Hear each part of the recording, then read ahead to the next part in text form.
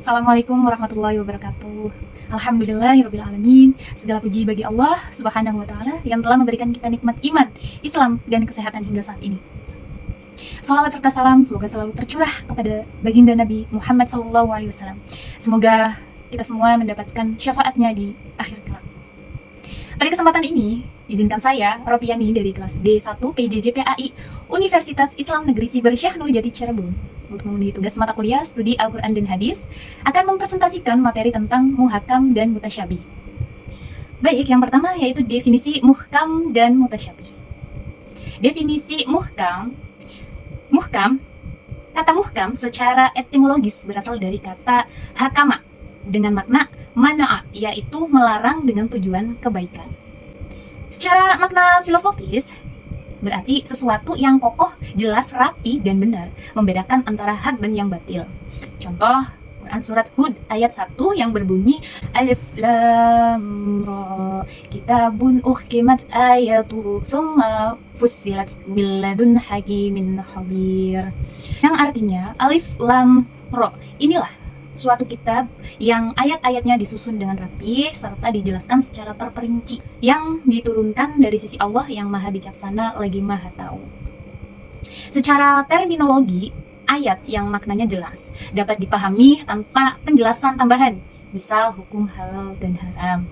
Kemudian mutasyabih. Adapun kata mutasyabih secara etimologis berasal dari kata syabaha, asyibhu, asyabahu, asyabihu, yang berarti keserupaan atau kemiripan, misalnya dari segi warna, rasa, keadilan, dan kezaliman.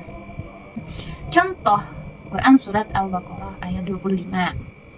Secara terminologi, berarti ayat yang maknanya samar, memerlukan penafsiran atau hanya diketahui Allah, sifat Allah, misalnya sifat Allah, hari kiamat, huruf muqatta'ah.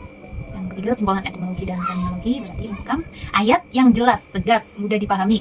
Mutasyabih berarti ayat yang ambigu, memerlukan penjelasan atau takwil. Kemudian ada pendapat para ulama tentang muhkam dan mutasyabih. Yang pertama, Al-Quran mengandung muhkam dan mutasyabih mengacu pada firman Allah, Quran Surat Ali Imran ayat 7. Pendapat yang kedua, seluruh ayat Al-Quran bersifat muhkam. Pendapat ini didasari oleh firman Allah, Quran Surat Hud ayat 1. Pendapat yang ketiga, seluruh ayat Al-Quran bersifat mutasyabih. Dasar pendapat ini adalah firman Allah, Quran Surat Az-Zumar ayat 23. Perbedaan makna takwil. Perbedaan ada beberapa ulama. Takwil hanya diketahui Allah.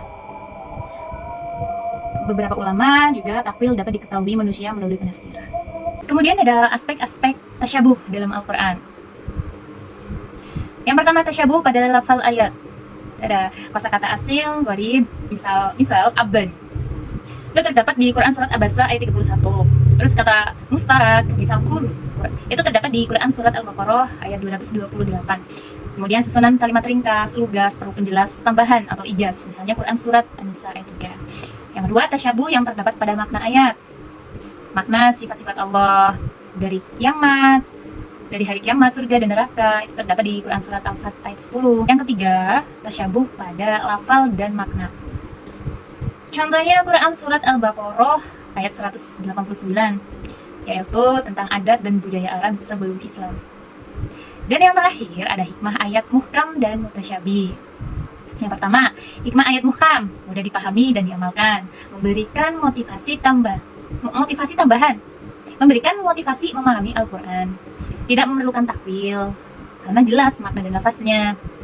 Yang kedua, hikmah ayat mutasyabih, yaitu rahmat bagi manusia yang tidak mampu mengetahui semua hal gaib, ujian keimanan terhadap hal gaib, menghilangkan kesombongan manusia, menumbuhkan kerendahan hati, kemudian memberikan ruang perbedaan pendapat dan dialog, kemudian menunjukkan mukjizat bahasa Al-Quran tentang keindahan, ketelitian, kehalusan, kemudian memudahkan hafalan karena ungkapan ringkas, padat, dan mendalam.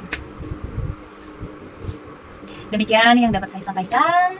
Semoga apa yang kita pelajari hari ini menambah ilmu dan membawa berkah. Amin. Pergi ke pasar membeli kepara, pulangnya mampir ke Pak Salam. Kalau ada salah dalam bicara, mohon maaf dari lubuk hati yang paling dalam. Terima kasih. Wassalamualaikum warahmatullahi wabarakatuh.